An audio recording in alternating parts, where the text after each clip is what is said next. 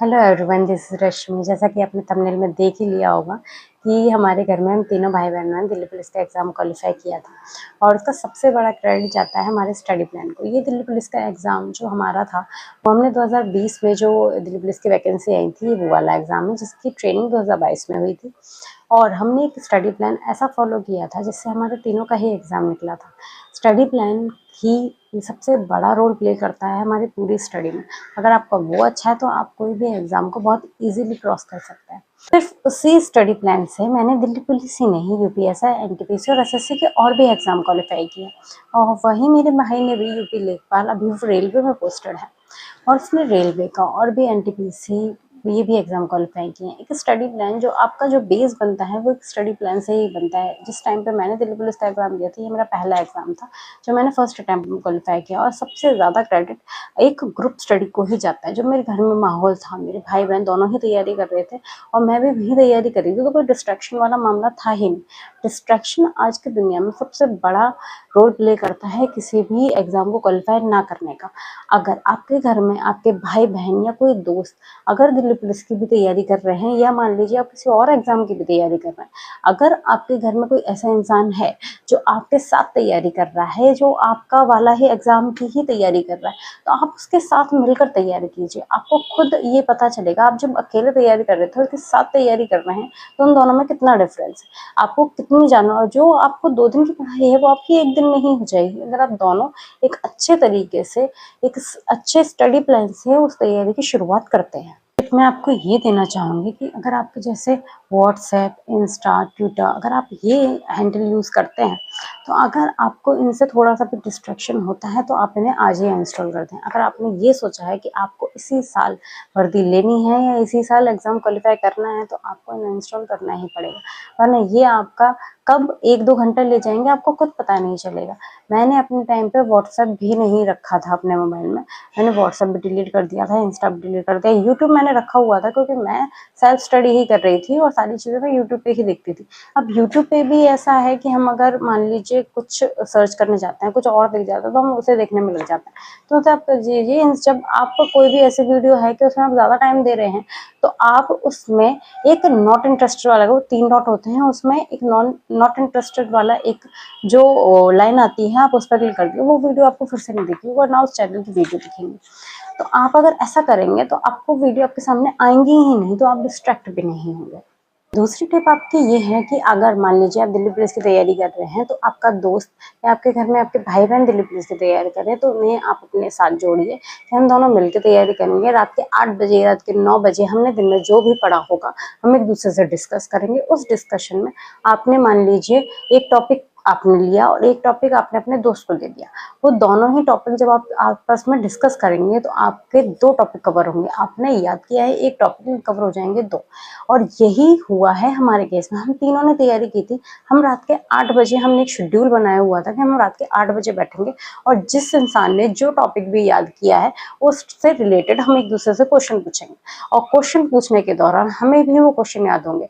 आप माने या ना माने, पर एक ग्रुप स्टडी आपको आगे लाने में जो हेल्प करेगी वो आपकी कोई भी चीज़ नहीं कर सकती। करने का आपका तीसरा फ़ायदा ये होगा, जैसे आप मान लीजिए कि हर इंसान के सारे सब्जेक्ट अच्छे नहीं हो सकते। किसी की मैथ अच्छी होती है तो किसी की रीजनिंग अच्छी होती है, किसी की जीएस अच्छी होती है तो किसी की कंप्यूटर अच्छी होती है।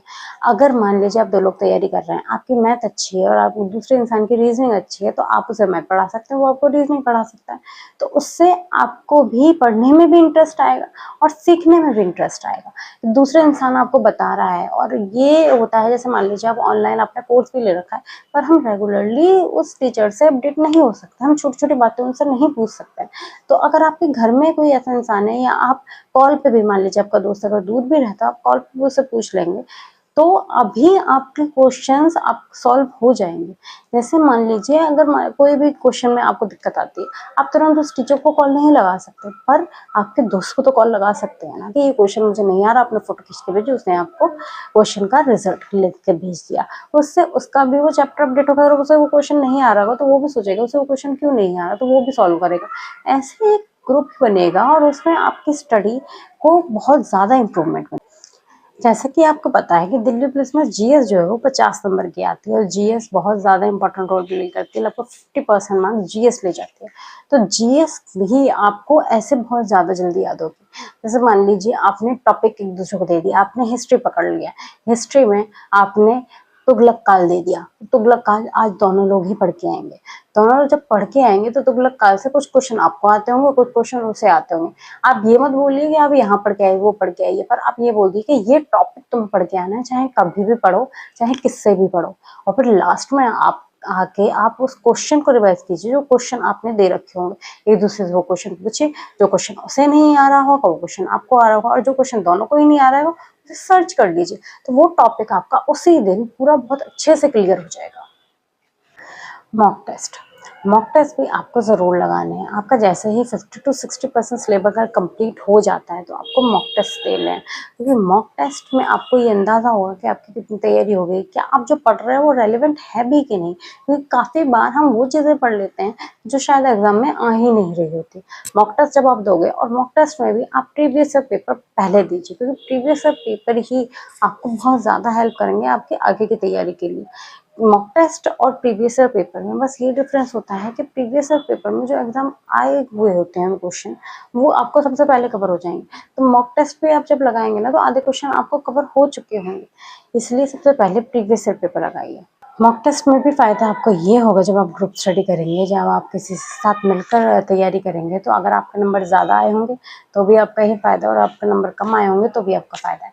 अगर नंबर कम आए हों जिनके, तो आपको ये लगेगा कि मेरे दोस्त के नंबर तो ज़्यादा आए हैं मुझसे, तो आपको ज़्यादा पढ़ाई करनी चाहिए, क्योंकि कॉम्पिटिटर वाला जो आता है अंदर कि हाँ यार उसके ज़्यादा नंबर आए हैं, मेरे कम नंबर आए हैं, तो मुझे ज़्यादा पढ़ाई करनी है, अगली बार मुझे ज़्यादा नंबर लेके आने। और वहीं अगर आपके नंबर ज़्यादा आए होंगे तो आपका कॉन्फिडेंस बूस्ट होगा कि मेरे नंबर ज़्यादा हैं, अगर मैं आगे आगे जब आप नेक्स्ट मॉक टेस्ट देंगे तो भी आपके नंबर उससे ज़्यादा ही आए। तो ये एक कंपटीशन वाली भावना भी जो होती है ना, वो भी आपको कंपटीशन वाले एग्ज़ाम में आगे ले जाने में बहुत हेल्प करती है। इसलिए मॉक टेस्ट का भी एक रूटीन बना लीजिए। मान लीजिए संडे को आपको मॉक टेस्ट देने हैं, संडे को आप दोनों बैठेंगे और एक मॉक टेस्ट लगाएंगे। तो जिसके ज़्यादा नंबर आए होंगे, जिसके कम नंबर आएंगे, आप एनालिसिस करिए कि आपकी गलतियाँ कहाँ रह गई हैं, आपकी गलती किस में रही, दूसरे इंसान ने ऐसा क्या किया है कि उसके नंबर ज़्यादा आए हैं। इसलिए इससे भी आपको अपने एग्ज़ाम क्वालिफाई करने में बहुत हेल्प होगी। जैसा कि आपको पता है कि कंप्यूटर भी आती है दिल्ली पुलिस के एग्ज़ाम में, और दिल्ली पुलिस का ही जो हेड कांस्टेबल, मिनिस्ट्रियल, एडब्ल्यू, डीपीओ, दिल्ली पुलिस ड्राइवर, ये सारे ही एग्ज़ाम इस बार दिल्ली पुलिस कंडक्ट करा रहा है, और सारे ही एग्ज़ाम की क्वालिफिकेशन भी सेम है। तो आप सिर्फ दिल्ली कांस्टेबल का एग्ज़ाम तो देंगे नहीं, आप इन सब का भी एग्ज़ाम देंगे। तो इन सब का एग्ज़ाम देने के दौरान मैं आपको कहूँगी, कंप्यूटर की अगर आपको जितनी प्रैक्टिकल नॉलेज होगी ना, वो ज़्यादा अच्छा होगा। अगर आप सिर्फ कंप्यूटर को पढ़ेंगे तो आपको इतनी कंप्यूटर में मार्क्स अच्छे नहीं आ पाएंगे, ना इतना समझ में आएंगे। कंप्यूटर की जो प्रैक्टिकल नॉलेज होती है वो ज़्यादा अच्छी होती है।